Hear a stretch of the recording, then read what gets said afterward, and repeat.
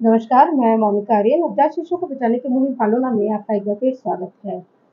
उत्तर प्रदेश के बागपत जिले से एक बड़ी ही दर्दनाक खबर सुनने को मिल रही है। एक सूचना आई है वहाँ के बड़ौत थाना क्षेत्र से कि एक माँ ने अपनी नवजात बेटे की गला दबाकर हत्या कर दी है। असल में ये जो घटना है इसकी सूचना हमें रेवाड़ी मीडिया के साथी श्री सुनील जी से मिली थी। उन्होंने पालोना के हरियाणा ग्रुप में इस घटना से संबंधित खबर शेयर की थी और इसके बारे में जब हमने बागपत के अपने मीडिया के साथियों से संपर्क किया और जानना चाहा कि क्या इसके पीछे की सच्चाई है, तो उन्होंने कहा कि हाँ, घटना सही है। इस घटना के बारे में जो उन्होंने बताया वो ये है कि बागपत के जो एक थाना क्षेत्र पड़ता है बड़ौत, उसमें एक गांव है कोताना। कोताना में अजय नामक एक व्यक्ति रहते हैं जो अपने परिवार के साथ रहते हैं। पेशे से वो मजदूर हैं और उनकी पत्नी का नाम है स्वाति।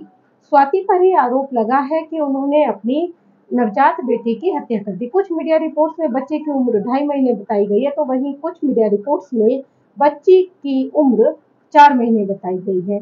जो भी हो, बच्ची छोटी थी, नवजात बच्ची थी, ये कहने में तो कोई संदेह नहीं है। जिस दिन ये घटना हुई यानी कि गुरुवार की ये घटना है, गुरुवार 3 अगस्त की घटना है। उस दिन परिवार के सभी लोग जो है वो घर के बाहर चले गए थे, किसी काम से गए होंगे और जब वो लौट कर आए तो देखा कि बच्ची बेड पर बेसुध पड़ी है। लोगों को लगा, जो घर के सदस्य थे उनको लगा कि शायद कुछ बच्ची को हुआ होगा और उससे बच्ची की मौत हो गई। तो उन्हें कुछ भी शक नहीं हुआ स्वाति पर और उन्होंने बच्ची को वहां पर दफना दिया।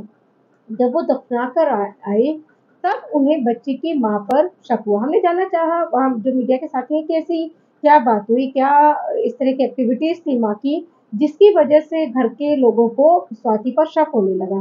तो उन्होंने कहा कि इस बारे में अभी कुछ बहुत ज्यादा पता नहीं चल पाया है कि किस वजह से घर के लोगों को शक हुआ, लेकिन शक हुआ और उसके बाद जो बच्ची के पिता अजय हैं वो खुद थाने में पहुंचे और उन्होंने अपनी पत्नी पर शक जाहिर करते हुए ये बताया कि स्वाति ने ही अपनी बच्ची की गला घोंटकर हत्या की है। परिवार है एक्चुअली इसके बारे में कुछ और बातें भी पता चली हैं, जैसे कि अजय की ये दूसरी शादी थी। अजय के पहले से भी 2 बच्चे हैं जिनमें एक लड़का और एक लड़की है।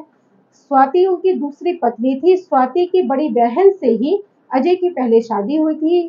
स्वाति की जो बड़ी बहन थी और जो स्वाति है वो मेरठ के पास एक इलाका पड़ता है भालड़ा बारा की रहने वाली है स्वाति और इनकी सिस्टर भी 2 साल पहले स्वाति की सिस्टर की जब मौत हो गई थी तब कुछ दिनों के बाद स्वाति के साथ अजय की दूसरी शादी हुई थी और तब ये बच्ची ने जन्म लिया था। की जो दादी है बलेश बलेश नाम, वो इस घटना से काफी सहमी हुई है और उनका कहना है कि जो महिला अपनी बच्ची पर, जो माँ अपनी बच्ची पर रहम नहीं कर सकती, वो घर के दूसरे बच्चों पर कैसे रहम करेगी, खासकर जो बच्चे सौतेले हैं, मतलब यानी कि जो स्वाति की बड़ी बहन के बच्चे हैं वो भी खतरे में रहेंगे अगर स्वाति घर में रहती है तो।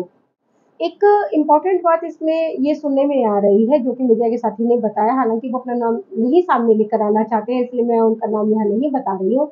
उन्होंने वहाँ के जो थानेदार हैं उनके हवाले से ये बात कही है कि जो स्वाति है वो थोड़ा मेंटली डिस्टर्ब लग रही है। मैंने जब उनसे पूछा कि क्या स्वाति ने अपना जो कबूल कर लिया है और क्या उन्हें गिरफ्तार कर लिया गया है, तो उन्होंने कहा कि नहीं, अभी गिरफ्तार नहीं किया गया है। ये बड़ी हैरत अंगेज बात थी। मेरा माथा ठनका कि भाई जब ये हत्या हुई है और पति ने ही आरोप लगाया तो अभी तक गिरफ्तार क्यों नहीं किया गया है।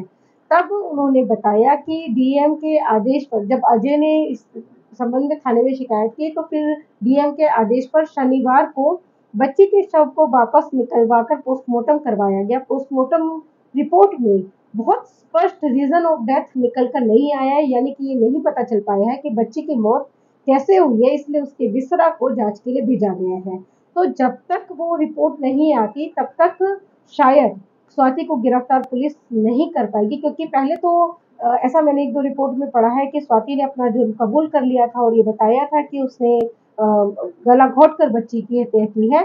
लेकिन आज जब मैंने इस बारे में बात की तो मीडिया के साथी ने बताया कि उसने पहले स्वीकार किया था लेकिन बाद में डिनाई कर दिया। बाद में उसने कहा कि मैंने हत्या नहीं की है।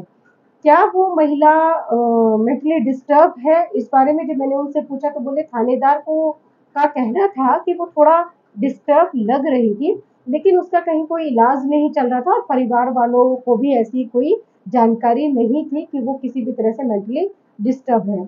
यहाँ ये बात बहुत गौर करने लायक है कि जो पोस्टमार्टम डिप्रेशन है, वो एक साइंटिफिक प्रूवन फैक्ट है।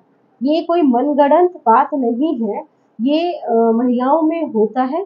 मैं अभी हाल में एक पढ़ रही थी रिसर्च, तो उसमें बताया गया था कि जो 1000 महिलाएँ हैं, उसमें से 2% मामले ऐसे होते हैं, जो साइकोसिस पोस्टमार्टम साइकोसिस में कन्वर्ट हो जाते हैं, यानी कि वो वैसी कंडीशन में पहुंच जाती हैं महिलाएं, अगर उनका डिप्रेशन अनअटेंडेड रह जाए, उसका प्रॉपर इलाज ना हो, उनका पूरा ध्यान ना दिया जाए, तो वो साइकोसिस में कन्वर्ट हो जाता है। यानी कि वैसी परिस्थिति में पहुंच जाना, वैसे स्तर पर पहुंच जाना महिला का, जहां वो खुद को या किसी भी अन्य व्यक्ति को नुकसान पहुंचा सकती है।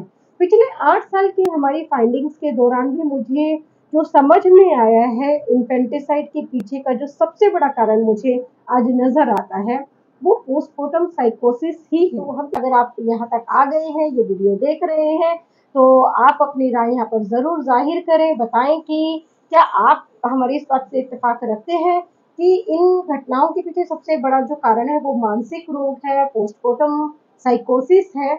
अगर आप इत्तेफाक नहीं भी रखते हैं तो आप बताएं, आपकी नज़र में इन्फेंटिसाइड यानी कि शिशु हत्या का, बच्चों की जो ये बड़ी तादाद में हत्याएं हो रही हैं, इनका क्या कारण है? वो कौन-सी वजह है जिसकी वजह से लोग अपने ही बच्चों के दुश्मन हो रहे हैं?